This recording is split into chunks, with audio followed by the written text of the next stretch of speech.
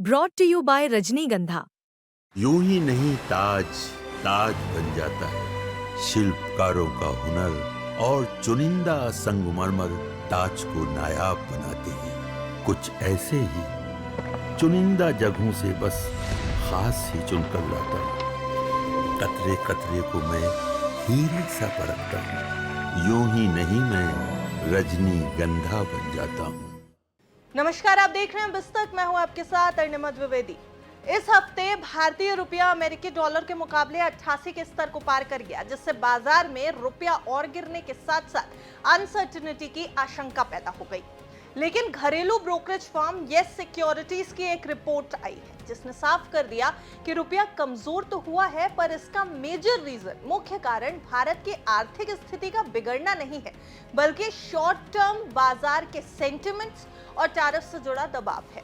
Report में यह बताया गया कि रुपए का 88 के पार जाना मुख्य रूप से टैरिफ आधारित भावना का रिजल्ट है, ना कि भारत की अर्थव्यवस्था की कमजोरी का संकेत। इससे यह संभावना भी कम है कि रुपया और ज्यादा गिरेगा। अब ये सिक्योरिटीज की माने तो उन्होंने भारत के मजबूत मैक्रो आर्थिक बफर्स की तरफ ध्यान आकर्षित किया है। भारत का विदेशी मुद्रा भंडार 694 अरब डॉलर के रिकॉर्ड स्तर पर है।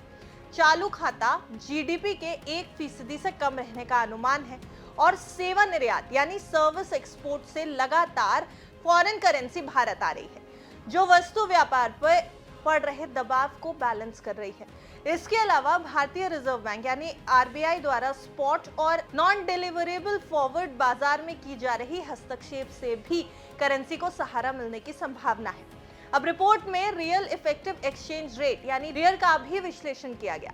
जुलाई में रियल 100 पर रहा, जो अपने लंबे समय के औसत से नीचे है। इससे ये साफ है कि रुपया ओवर वैल्यूड नहीं है और अगस्त में गिरावट के बाद ये नॉर्मल स्थिति में आ सकता है। रिपोर्ट ने यह कहा कि यूएसडी पर आईएनआर का 88 से ऊपर बने रहना कम संभावित है और आने वाले समय में 86.5 से 88 के बीच ये लेवल स्थिर हो सकता है, जब तक कि टैरिफ या फिर जियोपॉलिटिकल टेंशन में कोई नया उछाल ना आ जाए। हाल ही में अमेरिका द्वारा भारतीय एक्सपोर्ट पर टैरिफ 25% से बढ़ाकर 50% कर दिया गया था, जिसने फॉरेन करेंसी के आने की क्वांटिटी घटा दी और डॉलर की मांग बढ़ा दी। फिर भी रिपोर्ट का अनुमान है कि ट्रेड टॉक्स आगे बढ़ने पर ये एक्स्ट्रा टैरिफ धीरे धीरे वापस लिए जाएंगे। अब रिपोर्ट में अमेरिकी फेडरल रिजर्व की नीति को भी महत्वपूर्ण बताया गया है। बाजार अब अगले 12 महीनों में 5 दर कटौती की उम्मीद कर रहा है, जो पहले की तुलना में काफी ज्यादा है। फेड की दर में यानी फेड रेट में कटौती और भारत में उच्च रियल यील्ड विदेशी निवेशकों को आकर्षित कर सकती है और इसके साथ ही भारत में इन्फ्लेशन भी इस समय नियंत्रित नजर आ रहा है, यानी कंट्रोल में है।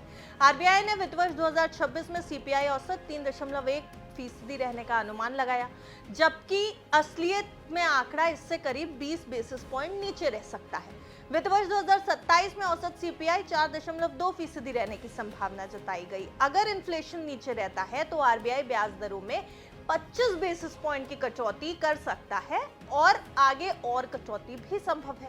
अब रिपोर्ट ने एस&पी ग्लोबल रेटिंग्स द्वारा भारत के लॉन्ग टर्म सॉवरेन रेटिंग को BBB में अपग्रेड किए जाने को भी एक पॉजिटिव इंडिकेशन बताया है।